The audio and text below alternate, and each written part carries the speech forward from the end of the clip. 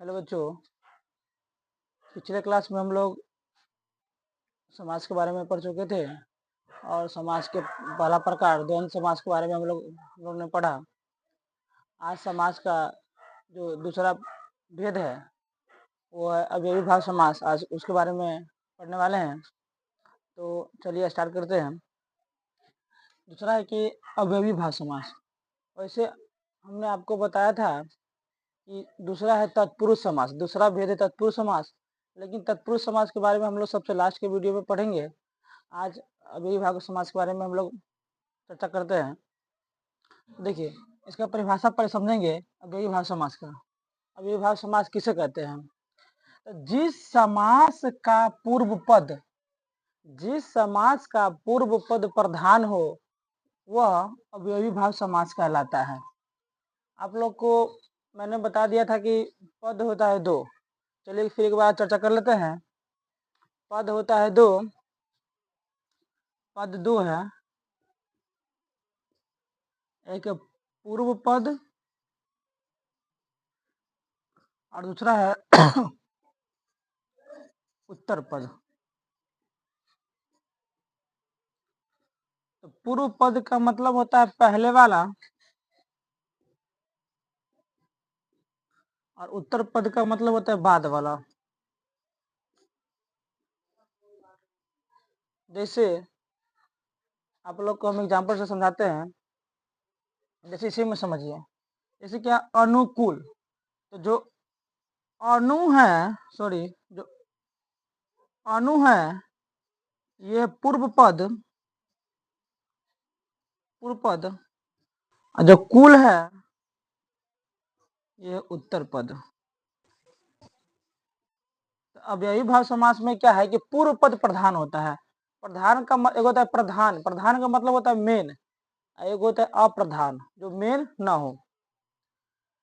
तो आज जैसे कि अवयवी भाव समास क्या होगा, तो अवयवी भाव समास समझने के पहले सबसे पहले आप लोग इसका ये नोट समझ लीजिए कि अवयवी भाव समास का जो पहला पद पूर्व पद होगा, यानी कि पहला पद होगा, उसमें उपसर्ग लगा होगा। अवयवी भाव समास के पहला पद में उपसर्ग लगा होता है। समझने का सबसे बेस्ट तरीका है, जैसे प्र, प्रति, आ, अ, यथा, प्रति, बे।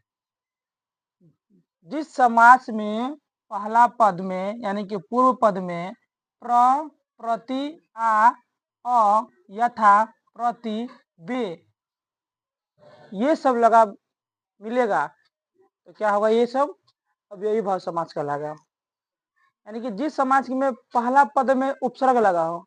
आप लोग को उपसर्ग के बारे में समझना चाहिए। यदि उपसर्ग के बारे में आप लोग पढ़ना चाहते हैं तो कमेंट बॉक्स में कमेंट कीजिएगा, हम उपसर्ग का भी वीडियो बना देंगे।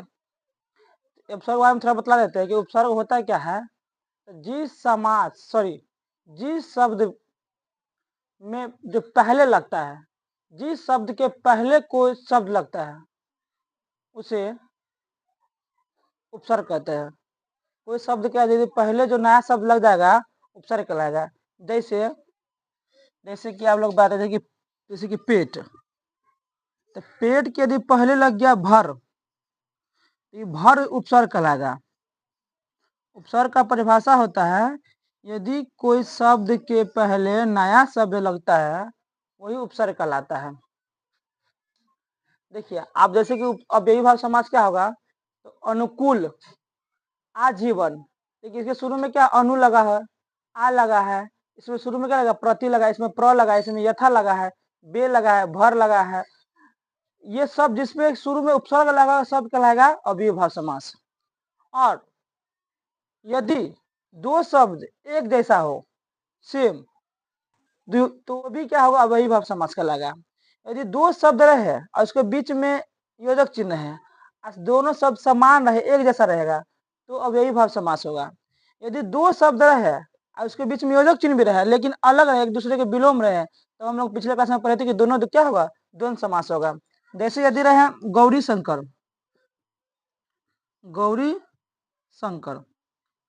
यहाँ गौरी दो शब्द है, दो शब्द के बीच में योजक चिन्ह भी लगा हुआ है, लेकिन दोनों शब्द एक दूसरे के विलोम है।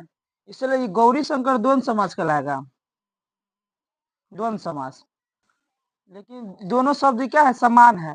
जब दो शब्द समान रहेगा तो क्या कहलाएगा, अविभाव समास कहलाएगा। अब इसका हम लोग क्या करते हैं, विग्रह करके देखते हैं।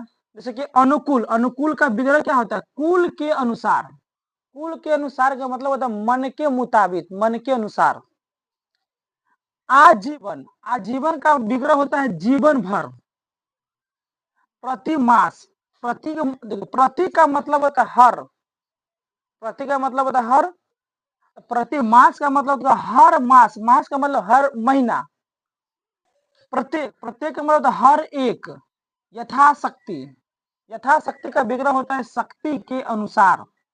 बेकाम, बेकाम का होता है बिना काम का, मतलब ये सामान बेकाम है, यानी कि जो बिना काम का जो कुछ रहता है इसको बोलते बेकाम कहते हैं।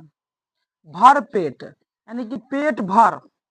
घर घर, घर घर का विग्रह होता है एक घर से दूसरे घर। जैसे कि खंड खंड, एक खंड से दूसरा खंड। आशा है कि आप लोग समझ चुके चुके होइएगा। यदि ये सबसे बेस्ट तरीका है, कोई भी समाज समझने का सबसे बेस्ट तरीका है कि जिसके नोट्स जो हम लिखाते हैं, ये आप लोग सबसे पहले इसको उतार लीजिएगा, अपने कॉपी में नोट कर लीजिएगा, क्योंकि आप ये इसको याद रखिएगा, सारा आपका समाज क्लियर हो जाएगा। इसको एक बार देख लीजिएगा, मैंने अभी बतलाया है, ये सभी नोट्स में लिख चुका हूँ। ठीक है, आज के क्लास के इतना ही, मिलते हैं कल की क्लास में। Okay, good bye, see you tomorrow.